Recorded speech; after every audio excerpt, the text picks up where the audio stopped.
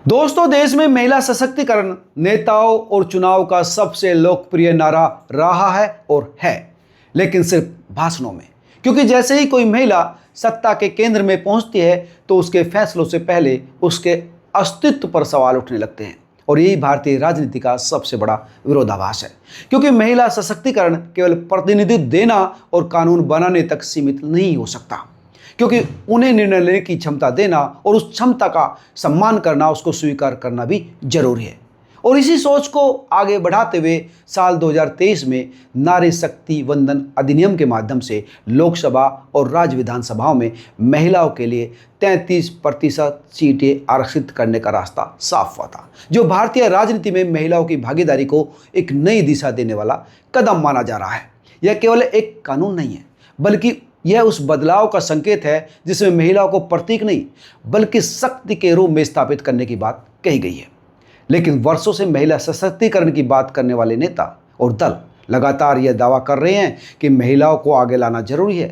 प्रियंका गांधी जैसी बड़ी नेता उत्तर प्रदेश चुनाव में लगातार कहती रही कि लड़की हूँ, लड़ सकती हूँ, महिलाओं को आगे लाना जरूरी हुआ। तमाम नारे दिए गए, महिला सशक्तिकरण की बड़ी बड़ी बातें हुई।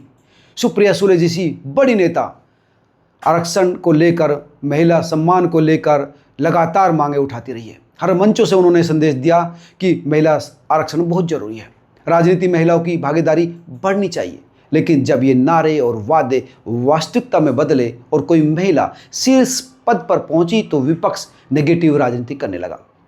महिला सशक्तिकरण की दिशा में महाराष्ट्र एक स्पष्ट उदाहरण बनकर सामने आया, जहां पहली बार एक महिला को उप मुख्यमंत्री के पद तक पहुंचते देखना और उस पद पर सुनेत्रा पवार जी का आना एक राजनीतिक निर्णय नहीं बल्कि महिला नेतृत्व की दिशा में एक महत्वपूर्ण कदम था। उन्होंने अपने संसदीय अनुभव और सक्रियता के चलते ये साबित किया है कि वह नेतृत्व की जिम्मेदारी निभाने में सक्षम है। राज्यसभा सदस्य के रूप में उन्होंने 126% उठाकर अपनी भागीदारी को मजबूत किया, राष्ट्र को बताया कि कैसे वो राष्ट्रीय मुद्दों को उठा सकती है। उनका यह पद केवल औपचारिक नहीं बल्कि उनकी कार्यक्षमता पर आधारित है।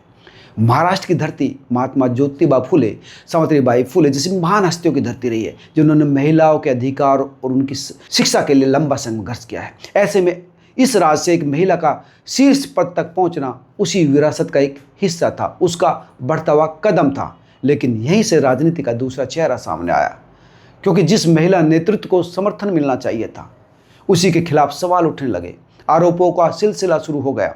और यही वह बिंदु है जहां विपक्ष की राजनीति पर सवाल उठने लगे, क्योंकि जो नेता मन से महिला सशक्तिकरण की बात करते थे, महिलाओं को आगे लाने की बात करते थे, वही जब एक महिला को वास्तविक शक्ति मिलती है तो उसके खिलाफ खड़े हो जाते हैं, नकारात्मक राजनीति करने लगते हैं।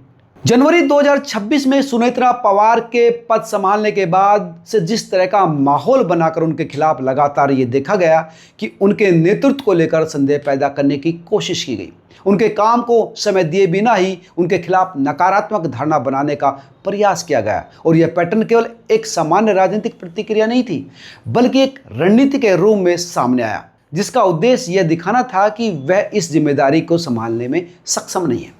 जबकि लोकतंत्र में किसी भी जनप्रतिनिधि का मूल्यांकन उसके कार्य और नीतियों के आधार पर होना चाहिए, न कि पूर्वाग्रह या राजनीतिक एजेंडा के आधार पर।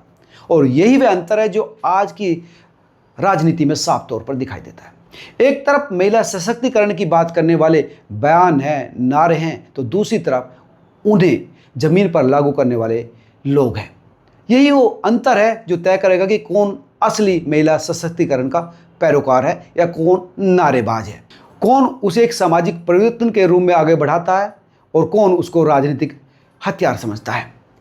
दरअसल महिला सशक्तिकरण केवल एक चुनावी मुद्दा नहीं हो सकता, ये एक निरंतर प्रक्रिया है जिसमें अवसर और सम्मान दोनों का संतुलन बहुत जरूरी है। यदि महिलाओं को केवल मंचों पर सम्मान दिया जाए लेकिन जब वे नेतृत्व में आए तो उन्हें स्वीकार न किया जाए तो यह सशक्तिकरण नहीं बल्कि एक राजनीतिक विरोधाभास बनकर रह जाता है। इसलिए जरूरी है कि जब महिला आरक्षण की बात की जाए तो उसे पूरी ईमानदारी के साथ लागू भी किया जाए और जो महिला नेतृत्व कर रही हैं उन्हें वही विश्वास और समर्थन दिया जाए जिसकी उन्हें अपेक्षा है, क्योंकि सशक्तिकरण तभी पूर्ण होगा जब अवसर और सम्मान दोनों एक साथ चले, और जब ये होगा तभी मजबूत और समानता आधारित लोकतंत्र का निर्माण संभव होगा। दोस्तों, नैरेटिव बनाना आसान है, धारणाएं बनाना आसान है, लेकिन वास्तविक बदलाव लाना कठिन होता है। और जब ये बदलाव आता है तो विरोध भी होता है और सवाल भी उठते हैं। लेकिन सवाल ये है कि क्या हर सवाल जायज होता है, या कुछ सवाल केवल राजनीतिक लाभ के लिए उठाए जाते हैं ताकि समाज में भ्रम और गलतफहमियां फैलाई जा सके।